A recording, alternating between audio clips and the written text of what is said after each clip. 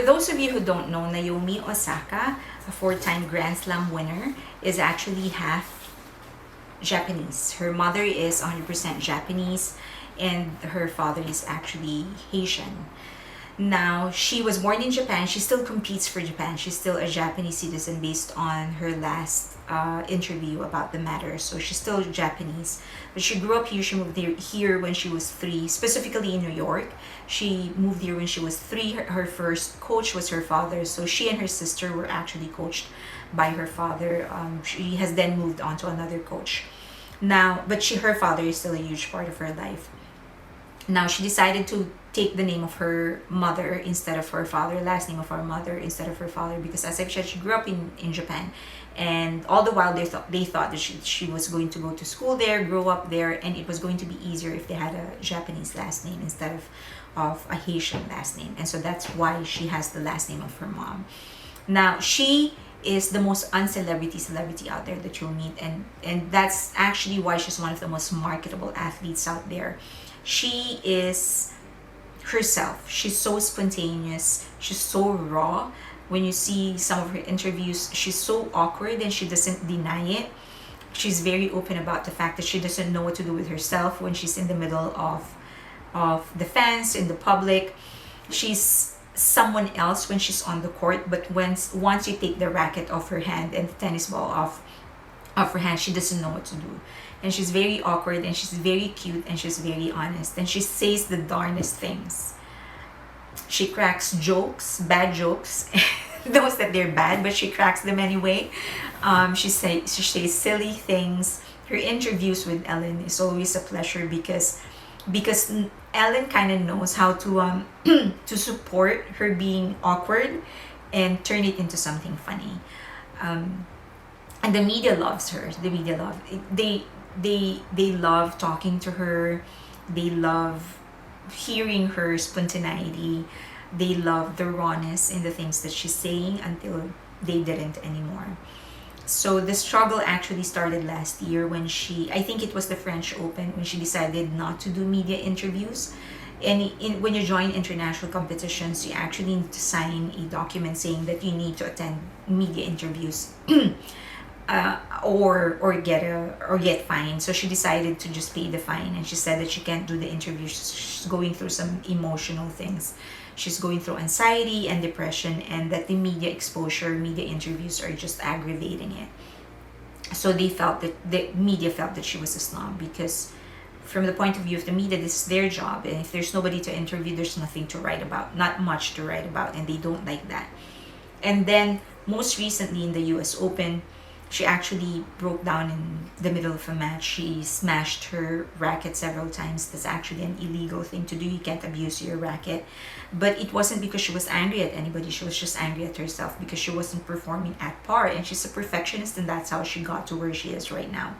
Now, it's becoming an issue to a lot of people. People felt there are two sides of the story. Number one is that there are a lot of other athletes who actually grew up in front of the public, who went through the pains of growing up while they were achieving their dreams. There's Kobe Bryant, who started very, very young in the NBA. He got into some legal troubles, but instead of cowering, he decided to push through and pour everything that he has in the craft, in his sport. LBJ is actually another, and there's a whole lot of other athletes out there who managed to push through, because everyone knows that they may be ordinary teenagers, but they're doing something extraordinary. So people are saying she's a spoiled brat. There's Piers Morgan, one of the prominent TV personalities out there, who said that if another person did that, like a guy, he would be called a spoiled brat. And so Naomi Osaka also deserves to be called a spoiled brat. But there are other people there are actually more support out there for her.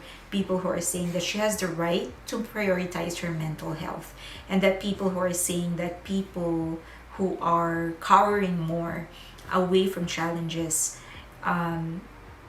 those shouldn't be done anymore. People should prioritize their mental health, because it's a valid thing, it's real, and it's true. But it's very sad that it's just sad that she's going through this so publicly, because let's face it, everyone we all went through the pains of growing up, and it's not always pleasant. And maybe, just maybe, had we done it in the era where there is awareness, things would have been better for us.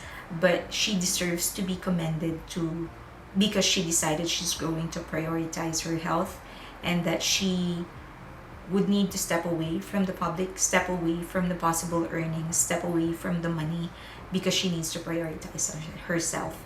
But Osaka is just, I would say, one of the greatest of all time. And I hope that she gets through this. In her last interview, she said that she doesn't know when she's going to play again, when her next match is going to be.